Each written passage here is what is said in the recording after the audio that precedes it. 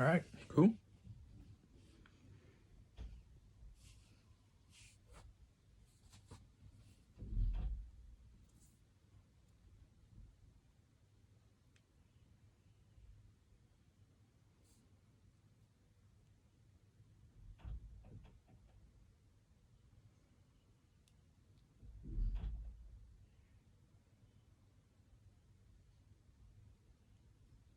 Hey, thanks for having me, Joe.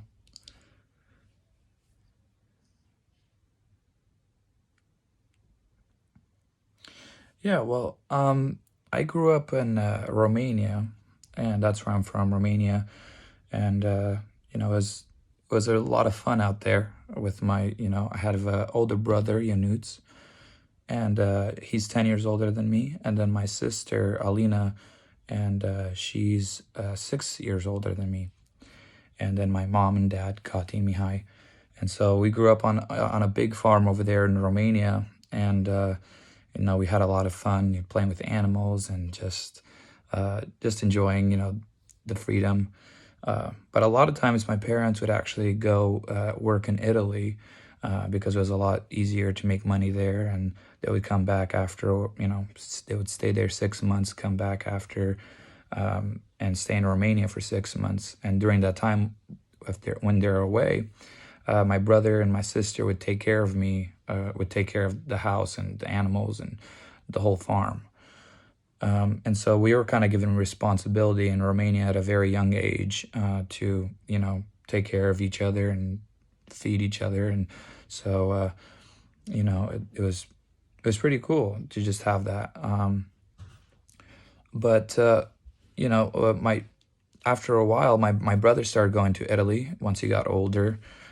He started going to Italy and work, and then my parents would come back, and it was an alternative. And so one time, my parents came back. It was around Christmas. They came back, and my brother was in Italy, and it was a night. It was during the night, and my dad, he was very frustrated because my sister, she wasn't home, and my brother, he was in Italy, and he just wanted, Okay, actually, can I start back a little bit? I want to tell the full story. All right. So my dad was super angry that night because my sister was, he had some money saved up from coming from home from Italy to, get a pig and cook it as a tradition. My sister, she was 16 during that time, and want, her and her boyfriend, I guess, needed money, and so she stole that money from my dad. And my dad he became really angry about it and frustrated. He's like, I'm coming home, and trying to have a good Christmas with the family. And again, in Romania too, we drink a lot, and he's always drinking. But that night he drank a lot more, and he was very angry, and I never really seen him like that before.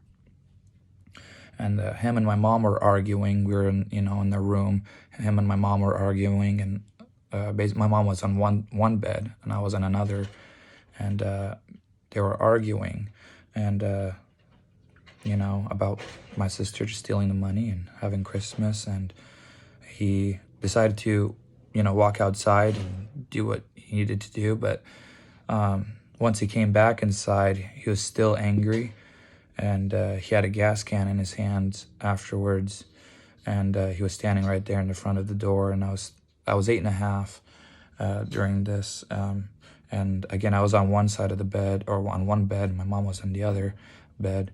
And I was scared, and I was trying to jump over to my mom's bed, and my dad was arguing, and he was angry, and he saw that I was trying to jump over, and so he took the gas and threw it right in the middle of the two beds.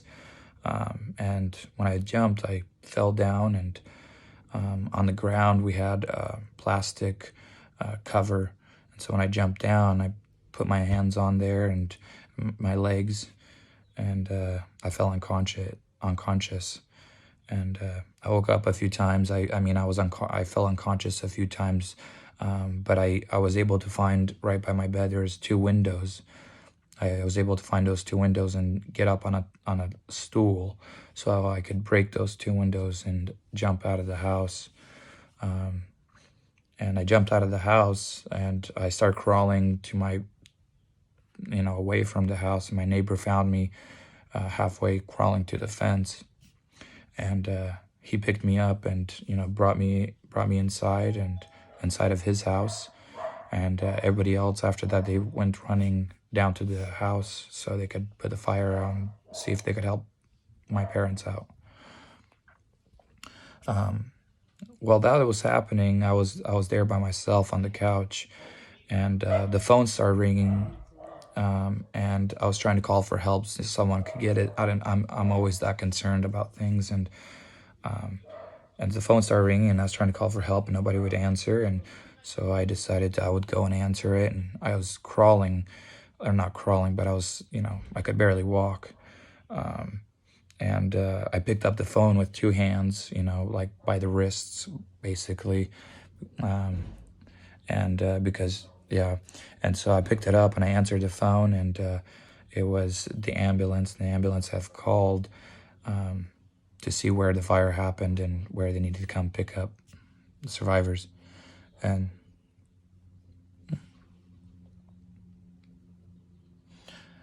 yeah. Hmm. Yeah.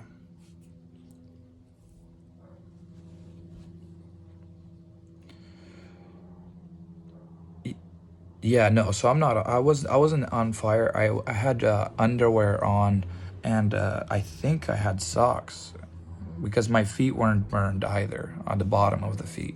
So I had underwear on, and yeah. Once I got out, I wasn't burning. I was just my skin just melted. It was just burned in the open, and yeah.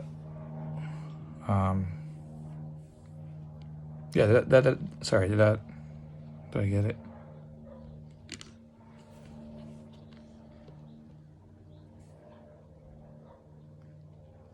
Oh yeah, so yeah, I wasn't yeah, so after I picked up the phone, I wasn't aware of any. Okay, so going back, I wasn't really aware of the burns, of the pain, of my hands, of anything. All I wanted to do was survive. So during that time, I didn't even consciously know that my hands are burned or my legs are burned when I picked up the phone. I knew something was happening, but I knew I knew that there was a fire, like there was no really any emotions in it. It was just survival. But yeah, after that, the ambulance came over, and they picked me up first because I was the child. So they always pick children first, then mothers, and then fathers or men. So they picked me up first, and they gave me a shot in the arm, so it could relax me, or I don't know. And they put me in the ambulance, and after that I just remember being in the ambulance and being on a very rocky road driving, and yeah. And then I woke up about 2 weeks later, and from a coma, and yeah, I was just trying to kind of realize, what was happening, trying to piece. I was like, it's like I was in that phase of where you're like asleep, but you're not asleep. Like you're still tired, but you're not, And that's kind of what I was like, because during that time, after I woke up, I had like a nose tube in my to feed me, and I noticed it was there. I didn't know exactly what it was. I've never seen anything like that before, and so I decided to pull it out of my nose because I thought I was in like a spaceship. I thought I didn't know what it was. It was scary. So I tried pulling it out. I pulled it out, and I remember trying to hide it underneath the sheet, and then back to sleep. It was like in and out. Um, yeah, yeah. I was 8.5 years old when all this happened. So I was like really skinny, small.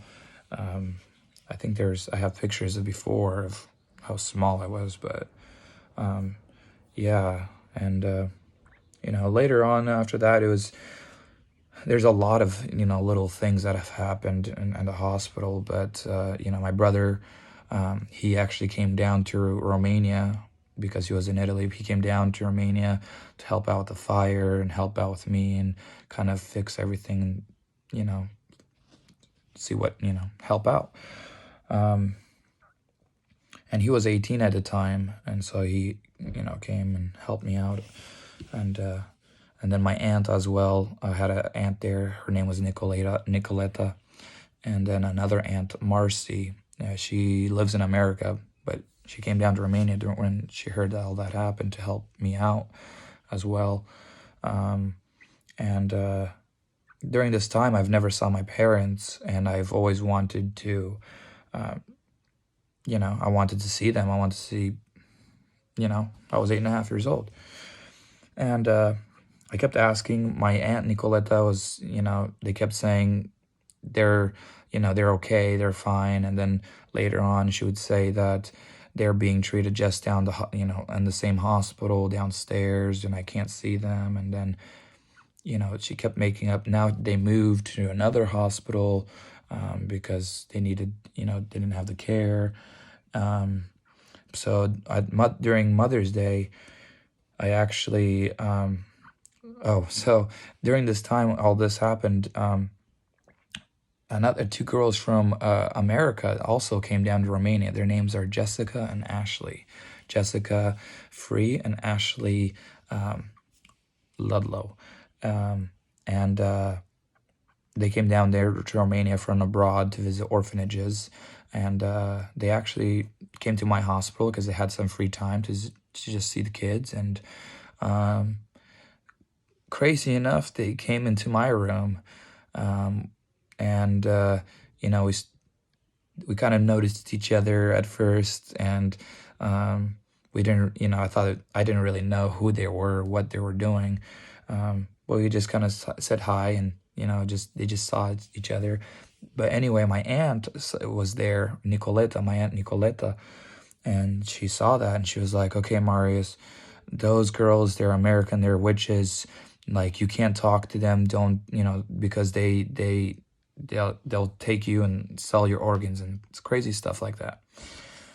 So I believed her. Oh no.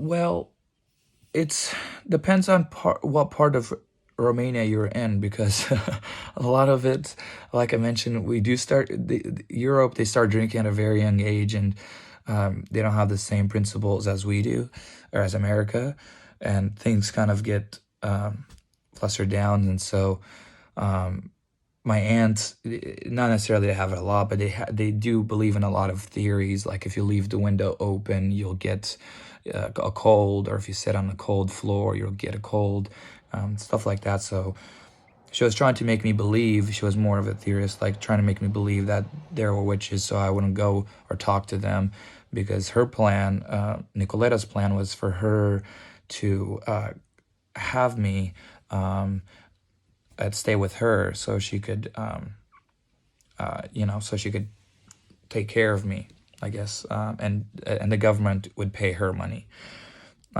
So she was just trying to scare me. And again, none of this, like, all this is in the air, like on other people's, in the air during that time. I didn't know of any of this, of the selling organs part, I guess. I don't know. It goes deep, all right?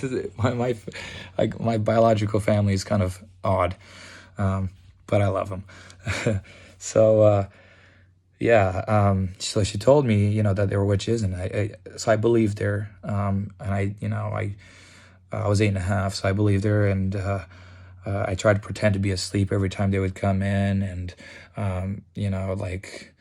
that's basically all I tried to do. Is I tried to be asleep. A few times my aunt would have told them, like, he doesn't want to see anybody. He doesn't, it's not taking visitors. But after a while, I started giving up, because my aunt wasn't there anymore. She wasn't telling me what to do. And I noticed that the girls are still out there visiting rooms and other kids, and everybody was having a good time. They were laughing, and they were watching stuff, playing with balloons. And so I wanted some of that. I started getting jealous. So, after that, they came into my room, and it just instantly clicked. We became best friends. They started, coming to visit me with like candy, balloons. They would bring music, music. Um, and I couldn't understand them and they couldn't understand me. I didn't know English. They didn't know Romanian.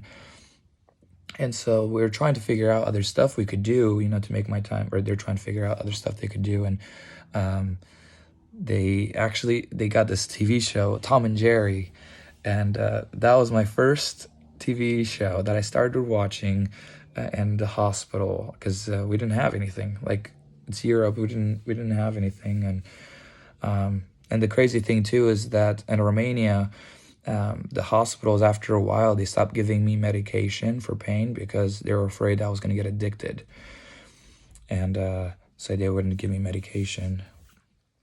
Um, Yeah, and the crazy thing is, I think I skipped a very big part of the story of me getting burned, but I did get burned. Once I woke up, I actually got burned over 75% of my legs or my body. So when I woke up from the coma a few days later, yeah, I noticed that my legs were bandaged, so I couldn't see them, but I knew they were burned because they hurt really bad. My hands were all bandaged up and they were hurting really bad too. I knew something was, I didn't know that I didn't have fingers. I thought I still had fingers. But it was like 2 months later when I was able to kind of be more awake. They started taking the bandages off my legs and I started noticing that my legs were burned, my hands were burned, and then I also lost my nose, and my face got burned as well. And that's I don't know. I was really scared during that time. I was scared and I was nervous and I literally didn't know like what would happen to me. And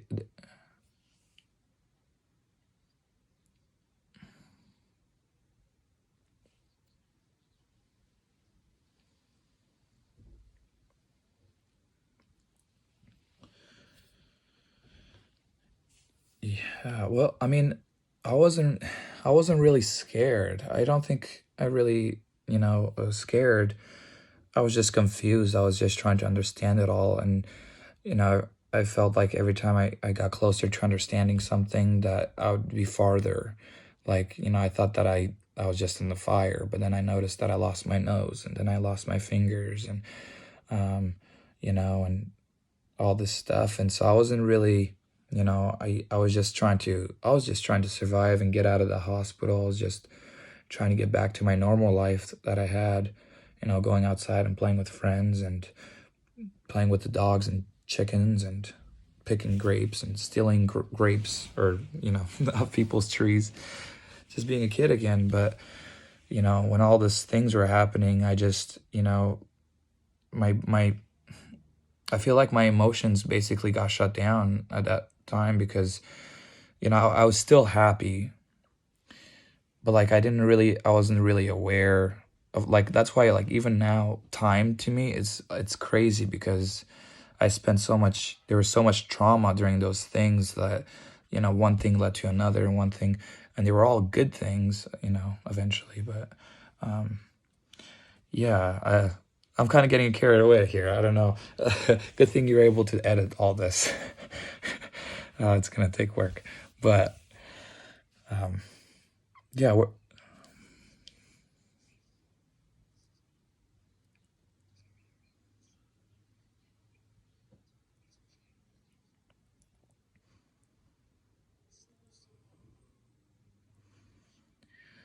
yeah.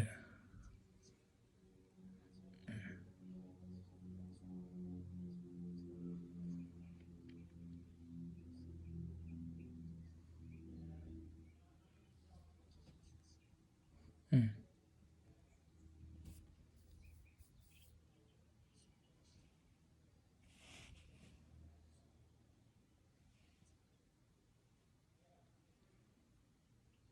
Yeah, so at that time I didn't know because I didn't know my parents because my aunt Nicoletta, you know, she was telling me different things and later on that's when I asked during Mother's Day I asked those two Jessica and Ashley, to finally give me a flower, a real flower, so I could give it to my mom. And then my aunt from America, she was down there as well. Her name is Marcy, and she finally, I think, she decided to tell me the truth that both of my parents, they died in the house fire that night. And yeah, so I didn't know until later on that my parents, and that was the thing too, is, like I was just little by little, I was trying to survive. They were just trying to save my life. Um, and I ended up making it. And then, you know, it felt like the pain, it kind of just, it slowly got me ready for that moment. Like me slowly waking up and realizing I had a tube. That was kind of, a shock. And then realizing that I didn't have a nose, and, it kind of got me stronger and more ready. And I think that's what a big thing they were trying to do, is protect me from the pain and from taking all that in all at the same time.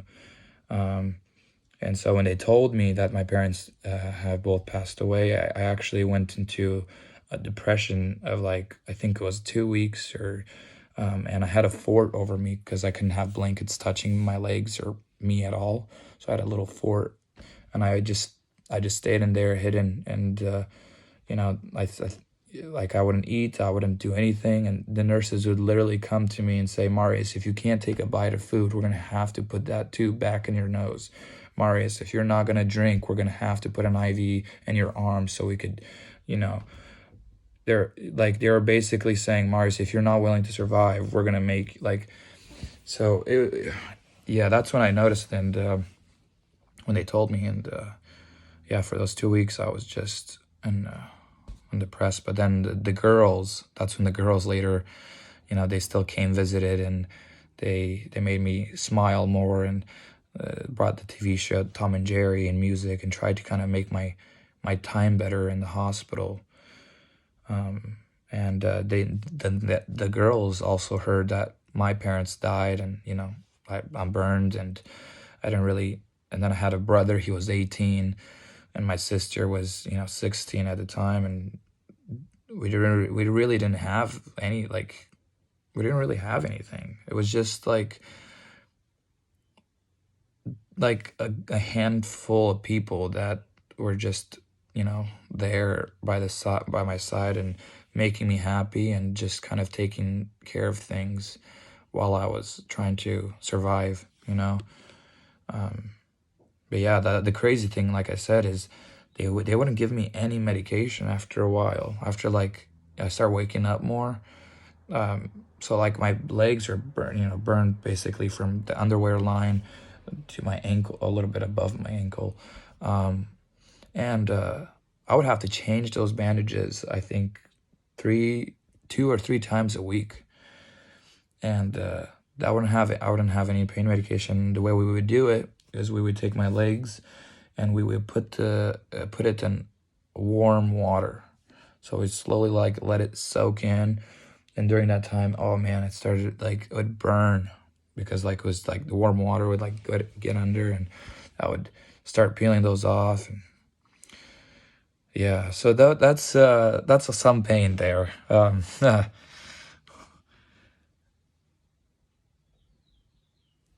Yeah,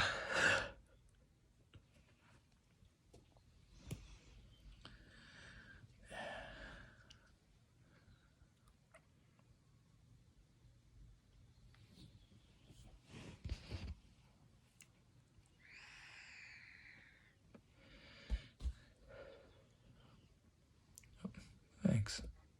Thank you. I try to. I mean, that's the thing about life is, now looking back, I'm 21 years old, but looking back at from where I've come, from the pain, and the people that were there by my side, and I didn't know what was happening. I just did my own thing, but they were around me, supporting me, and it kept leading on all the way. I just needed to battle my own thing, and if I battled my own pain, other people would take care of the rest. And well, I didn't know that. That's what I know now. Uh, but yeah, and then it's slowly started growing to more people wanting to help out and care and being there, and I feel like that's what I want to do with my life. I want to be there for people, and I want to use the story that I was, given, to try to make a better, make people realize that everybody has pain and everybody has trials, and but we're all the same. It's what's inside.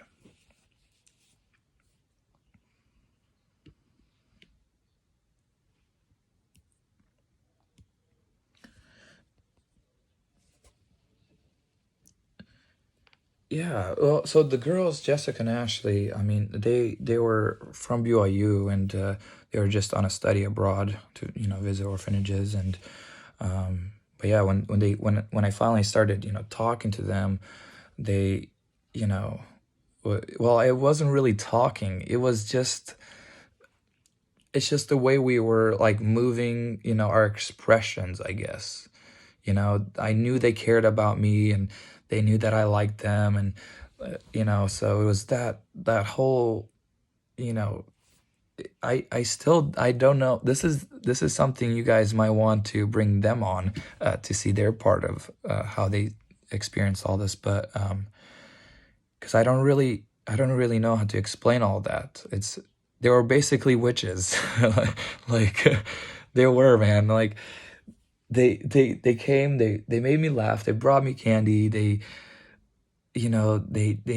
just started talking to their families here in America after they found out that my parents passed away, and I didn't really have anything out else.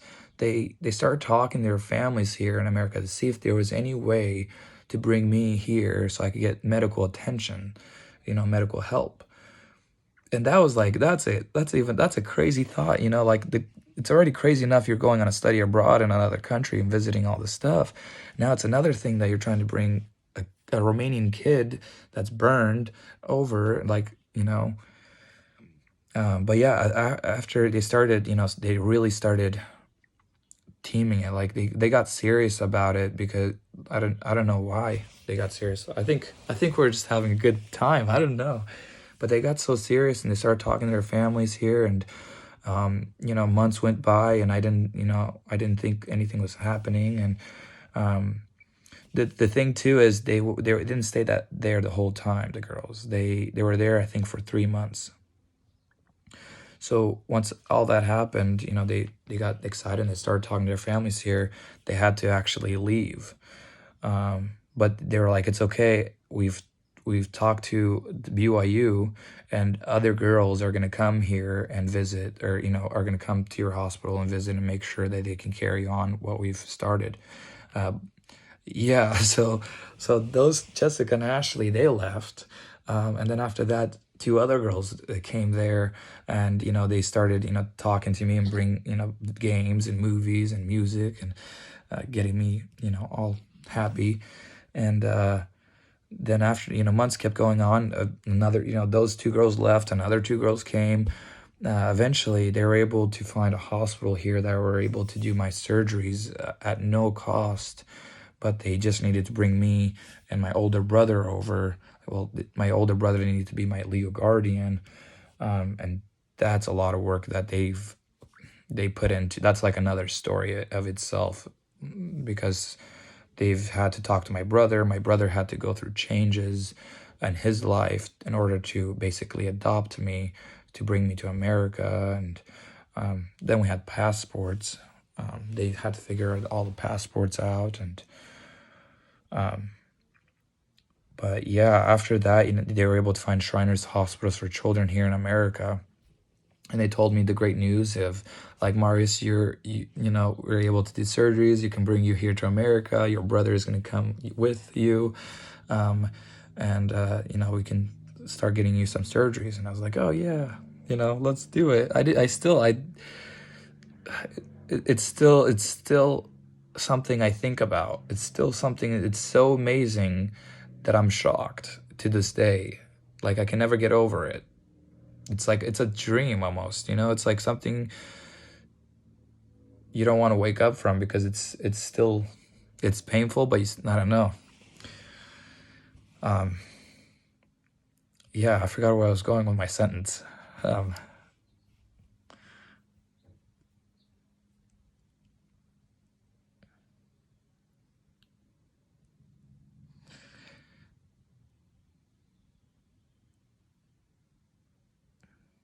yeah, yeah. So with my brother, um, yeah, after 9 months, they were able to bring me and my older brother over to America, and that's the first year. Once came here, I stayed in Arizona for the first year with Jessica's family, Jessica Free. So I called them the Free family.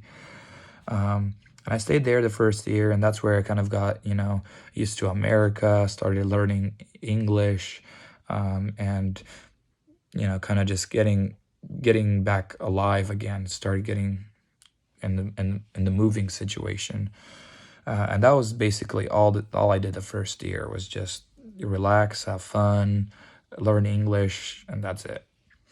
Um, yeah, and I actually had a private teacher that would come to the house to teach me English and writing and all that. Um, but yeah, after the first year, I picked up English really quickly. The Free family, they had about, six kids there, living at the time, and I picked it up from them very quickly. And after that, then I came to America for surgeries, right? So I started going to the Shriners hospitals down there in LA, or down, yeah, in LA, to visit, and so they could see me for the first time, see what they could do, and they started telling me all the stuff that they were able to do, like help my hands so I could, have do things again and build me a nose and fix my eyes, because when I got burned, my eyelids actually got stuck together apart, so I couldn't blink. So when I was sleeping, or even all day, I would be with my eyes open, so they were getting dried, and I had a chance of getting blind. So yeah, so when I went there, that was the first surgery. They're like, okay, the first thing we're gonna do is we're gonna fix your eyelids. We're gonna take some skin from, I forgot where they grabbed it from. I think behind my ear, but they took skin. The reason, actually, I think they did take it from behind my ears because um, when I was little, my ears would stick out really like a lot, and I didn't like that. So I was trying to make it a fun surgery. So I was like, would you be able to make my ears pin back more? And they're like, well, we could actually take skin from there and use that for your eyelids. And I was like, really? And they're like, yeah. So they took skin from behind my ear and fixed my eyes so I could close them again. But yeah, and I think that was the first kind of like fun surgery. They wanted to warm me up to the hospital and to the vibe. That was like a relaxing, it's a hospital, you're getting surgeries, but it's to relax. Like it's it's to have fun, it's you're going there for something, but there's no reason to keep that stress. And I think that's what they were trying to tell me. Well, that's what they did tell me. And yeah, and then after that, I started going more frequently to the hospital, but the crazy thing was, I was going from Arizona to the Shriners in LA, but the crazy thing is, after a year and a half or so, my brother Yanuts and Ashley, they actually started falling in love, and so they got married, and then her family wanted to adopt me, so they asked me if I wanted to get adopted, and I wanted to get adopted because my brother was part of the family, so I wanted to be part of the family too. Um, and yeah, then I moved down to California after that, and I was able to go to my brother's wedding and my sister's wedding, I should say. It's a double double whammy, I guess. 'Cause I don't think there's too many parts.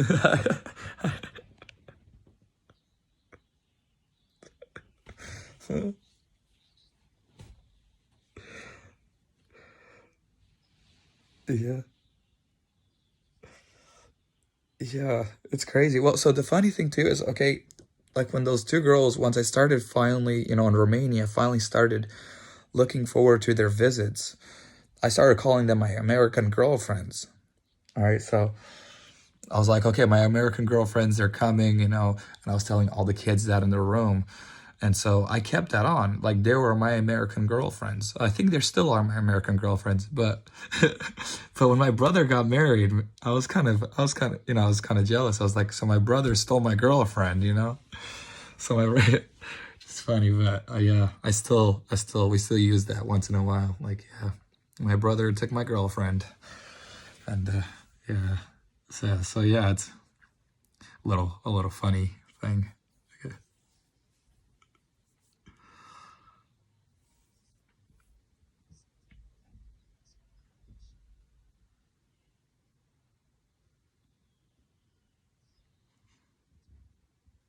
Yeah, yeah. So I actually I didn't get out of the hospital once until I went to get my passport. And yeah, so I was in the hospital the whole time. I wasn't able to do anything. So one of the biggest things for me to get to America was to get me strong enough to be able to travel in a car or in an airplane halfway around the world. Um, and man, that was like a workout for me. Like if you like athletes, if you think of athletes, going, they're so focused, so determined to do one thing to become professional. I think that's what I was like, because my legs were so badly burned that even if I took my leg and I put it lower than my body, like if it was lower than me, the skin was so weak that it would start shooting blood out of my legs. Like it was like it literally like someone like would like poke holes with needles. That's what it looked like. So the first thing was on the hospital to get everything ready was I had to get my legs strong enough. So I had to like every more like I would try to put my legs lower so that I could get more, the blood could start flowing in and the skin would get stronger. And man, that hurt. um and then after that I got strong enough, I could put my hang my legs off the bed. The next thing was to start walking, or putting pressure on my legs, because I haven't walked in over 8 months or 7.5 months. um and so that was the next thing, and I had to like slowly put pressure. I put pressure on my leg, and then all of a sudden, boom, the blood started shooting again. So it took a lot. And then I started needed to get the balance, and my ankles too, because I was in the bed for so long. My ankles got I don't know what the word is. They got stuck like in one position. So I had to like learn how to stretch my ankles again and bend them again and do all that. And then after that, my skin got stronger. I was able to start walking, and then yeah, and then I got ready for America. That was another part I forgot, but yeah. Um,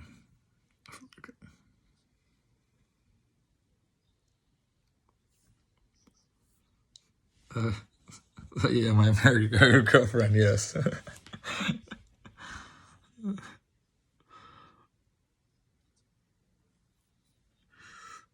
Yeah, so I think I was about 9.5 when I got to America.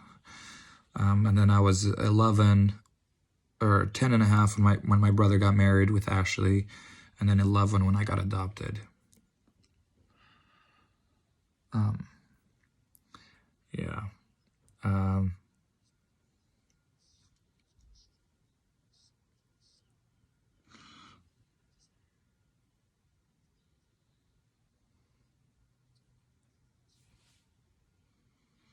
mm.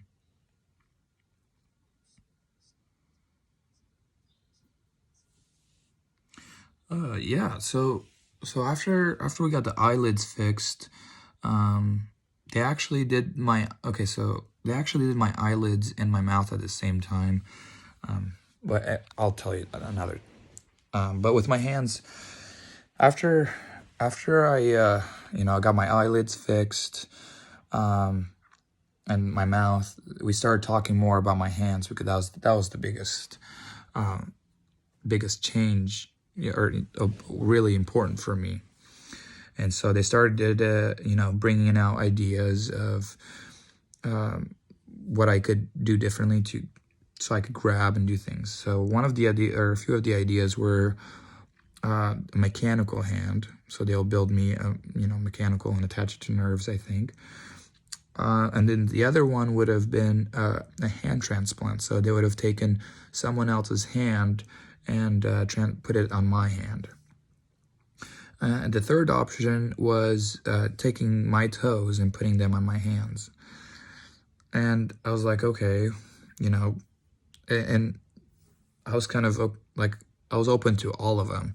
But then I was like, well, tell me about them. Like, if I was to get to mechanical hand, how would that feel? What would I do? How would I, and same with all of them.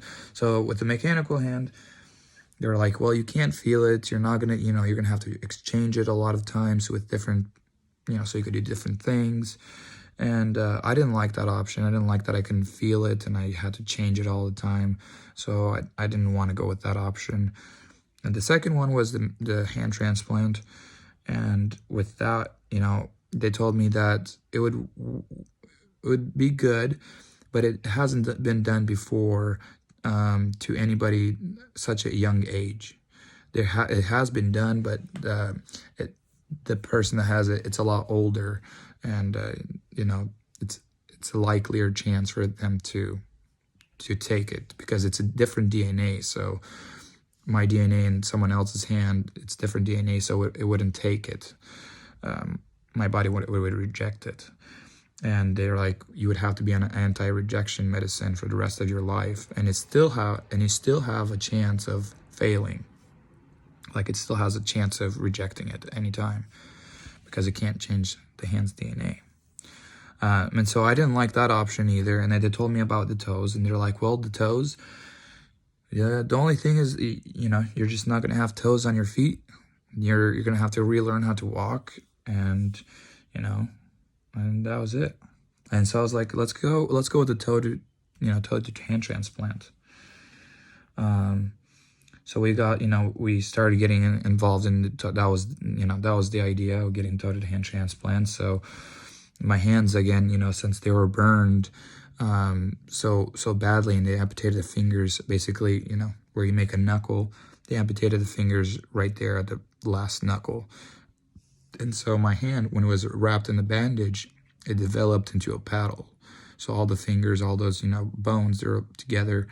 And that's all I had. It was just a little paddle, a wrist paddle. And one of the things they needed to do first, so they could take the toes and put them on my hands, was to separate the thumb bone, because I still had a little part of the bone that was there. And so they separated that, and on both hands for the thumbs, and yeah, so they separated it, and I had that for about a month. They put a pin, stuck a pin right in between, so it couldn't close. It would just stay open, and I had both my hands like that for a month, and after that they took the pins out, and then we started doing the surgeries, and we took the big toe. I think my first surgery was on my left hand, I think, with the big toe. So they took the big toe off my left leg and put it on my left hand. And during this time, so the surgery, it takes a long time. Okay, so with the surgery, it took, I think, 20 to 22 hours of the surgery. After that, I needed to be in a private room for a whole week with a specific temperature wrapped around my hand, so that way the veins and the nerves and everything could start, they could heal at the right temperature.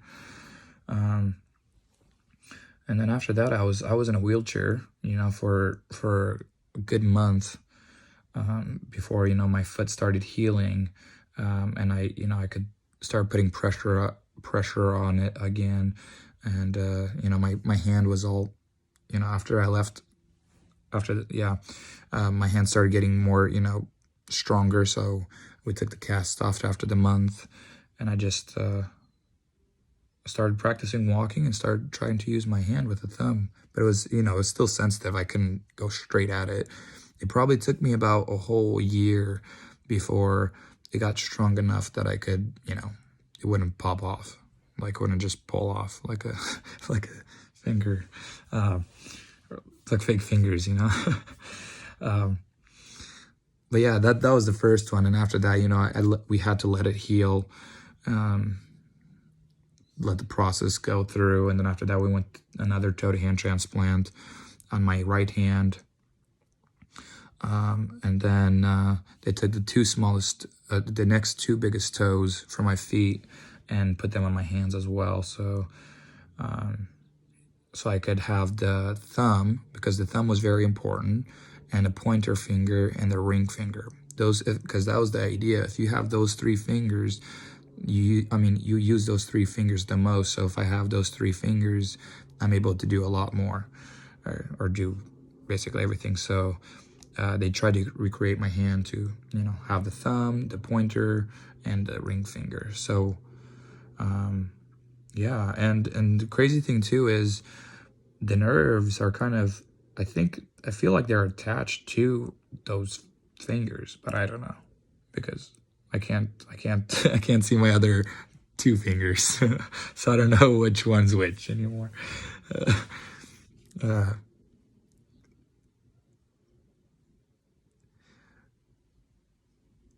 yeah,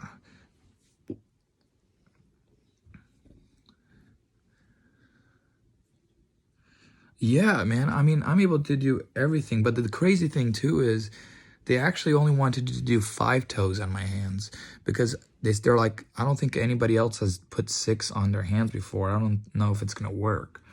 But I insisted on having an even number, 3 on one hand and 3 on the other. So they're like, okay, well, if it's not gonna work, the worst is gonna happen. You're gonna lose a toe. So I was like, okay, I don't care. Let's do it. And they did that one, and I went. I woke up, or they put that one, but later on the blood stopped working, and so they brought me back in the room, and then I think that was after like 20 hours of me being in the operating room. They brought me back, and we took the whole thing back off. The nerves, the veins, all those little things, they took it all off and put it back on to make sure that I was running. But yeah, that's the crazy thing, is that I think I'm the only person in the world that has 6 toes on their hands. But I'm not 100% sure on that. But but yeah, man. So so yeah, those doctors, they're like, they're they're just amazing. Like, I still keep in touch with the doctors, because I feel like one of the doctors that did the nose in my hands, her name is Dr. Al, and I feel like she's like my doctor mom. Like, like she's my my mom, but the doctor. So if I ever need anything, I can call her, or I can ask her, and she'll help me out. But a lot of,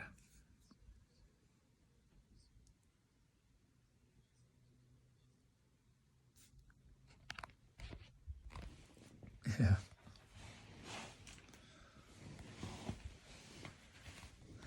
Oh yeah, that one. So yeah.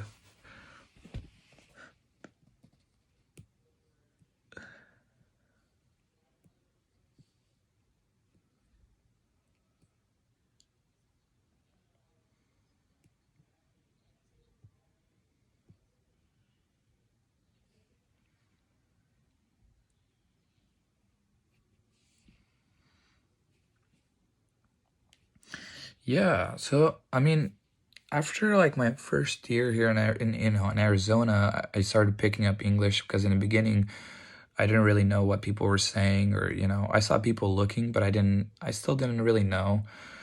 But once I started like picking up English, I started understanding what people were saying, like what happened to that kid, what is his hand like that, and where's his nose, and why doesn't he have a nose, and so it kind of got to me a little bit because I was like, why, like all these people, I just want them to like me for me, and um, you know, I don't want them to judge me differently, um, and I think that's where again, you know, it kind of it hurt, um, but I just tried to make the best out of it and make it fun, um, because again, like when I first started, when I first came in America, like I didn't know anything, and everybody was having a good time. So when I started finally learning English, I was still having a good time. The only difference was that I understood English and I understood what people were saying about me. And I think one night I was, really I was sad because people kept, staring or asking me stuff, and I asked someone, I'm like, why does people keep looking at me? And someone told me, they're just interested, they want to know what happened to you, they want to learn more about you, and that's the only reason. It's not they're trying to, say anything mean, but they're just curious. And a lot of times, you know, she said a lot of times it just comes off like we're that they don't like us, and so after that, they started encouraging me to go, for me to go and talk to them and introduce myself.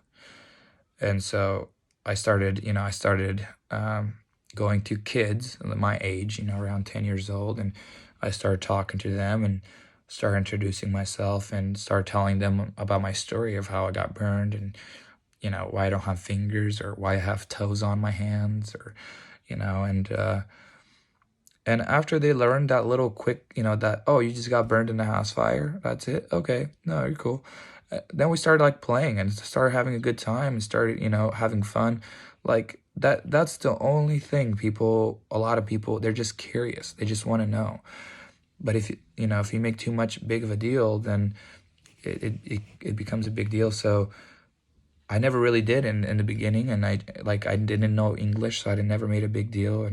Um, and I started going over to people and telling them my story. I started bringing in jokes after the toe to hand transplants came in, of can you pick your nose with your toes, or you want to know something super crazy. I still do this. I go to kids now that are looking, because a lot of kids, they're so interested and so curious. So I'll go to some kids and, hey, how you doing? Like, you want to know something really crazy? These right here on my hand, they're actually my toes. And they're like, what? No. I'm like, yeah. And they're like, wait, do you have toes on your foot? And the funny, it's so cute because a lot of little kids, they get like, so where's your hand? Where's your foot? Like, do you still have your hand? Do you still have your foot? So I have to really explain, like, no. So I still have my hand. It's just my toes are on my hand, and they're so curious. It's so fun to, like, just see how curious they are. And yeah, and but yeah, there's a lot there. There's still times now that I wish people would just appreciate me for who I am, or for what's inside, and unlike me for me, and not judge me outside judge what happened and look at me differently. But I think, I don't know, now I feel like everybody does that. Like, everybody's, you know, judges too quickly, and we don't get to know a lot of people. And that's what I tried to do. I tried to make a lot of people know who I am and just have a good time. And because a lot of things happen, but it's okay to feel sad about it, and feel down about it, and then you just gotta let that go after. Let it go. And oops, I just pulled the earbud out. But yeah, uh, but yeah, sorry, did I answer the question? The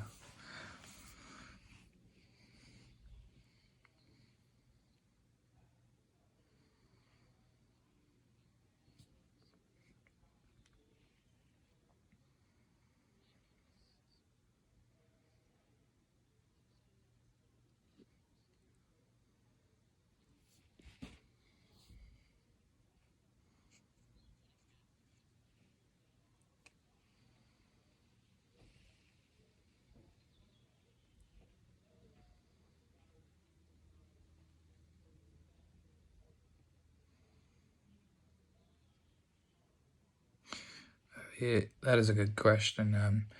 So actually, before I turned 18, I got a tattoo on my arm that says "Never Give Up," and I got my adopted mom to come with me and get that. And the reason I got it is because it means a lot to me. If you do a little bit of research on never give up, what it means, it's pretty cool. But the reason I got that was because in Romania, I remember to that time in Romania when I've noticed that my life changed. I got burned. I didn't know what was going to happen. And I saw that I lost my fingers. I tried to make it through that. Then my nose, and I tried to make it through that. And it seemed so impossible, right? It seemed impossible to get through it. But I was like, oh, just a little bit longer. I can do it. And then right then something good would happen. Like, for example, my aunt from America came down to Romania to help me out. And, that was I think one of the good things that happened. And then I heard that my parents, died. But then the girls were there from America. They were there. I was sad, but they were there and they wanted to see what they could do to help me out. And it just keeps going on and on and on. So my thing is never giving up is like, you just got to keep making it through that little time, like the hard part, because there is something better at the other side. There always has to be something better. It can't be all bad, because I've seen it for myself. I wanted to give up. I thought I was gonna die. In the hospital, I would wake up in the middle of the night and I would look over and there was, kids that would come in that, got struck by lightning or touched, electric poles, and they would die, and I would see it, and I'm like, what if that's me? I was like, what if that's me? And I was 8.5 years old, and I was like, what if that's me and I'm next? I don't want to be me. I don't want to die. And, hard things happen, but never giving up, just slowly, just keep going. I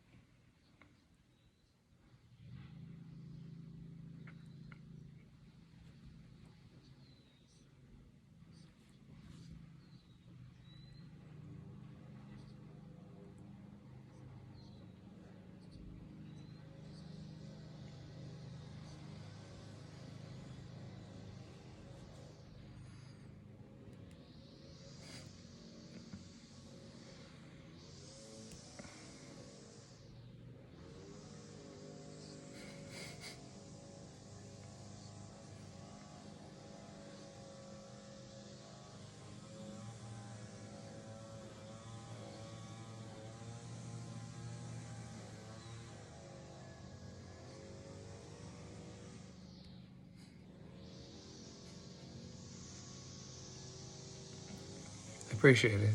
Thank you. It took a lot of work. It's still, it's never done, but you just got to keep going. Never give up, right?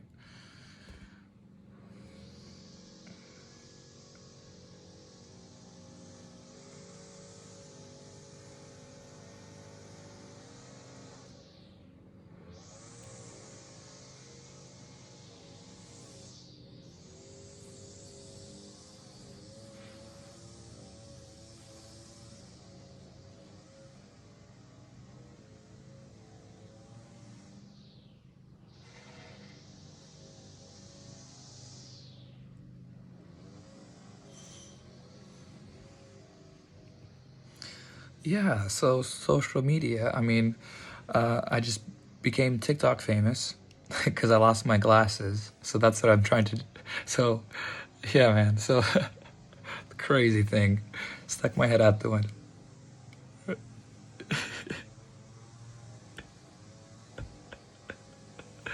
Yeah, dude. That was crazy. Like, see, that's what I mean. That's what I mean. I lost my glasses. I could have been so mad. We could have ended the trip because we were only 2 hours in. And I was inside, and I was like, but I'm not gonna let it bother what we have, because I was with Logan, and I'm like, he's excited, and I was excited, so I was like, I'm not gonna let it bother. But I was still frustrated, so I was like, I'm gonna take it to the camera. So I made that video, and it went viral. And then people asked about what happened to me, and it's like, what happened to your face? So yeah, that's what I mean. It just, you never know. You just got to make it, and something else is gonna happen. But yes, my platforms for social media is TikTok. That's Marius Daciano, and my same for my Facebook, Marius Daciano, and my Instagram. I'm using self motivation underscore time. So for Marius Dacianu, it's MariusDasianu, and then self, it's it's self motivation underscore time, because it's everything we do. It's all self motivation. Yeah. That's a different platform. Yeah.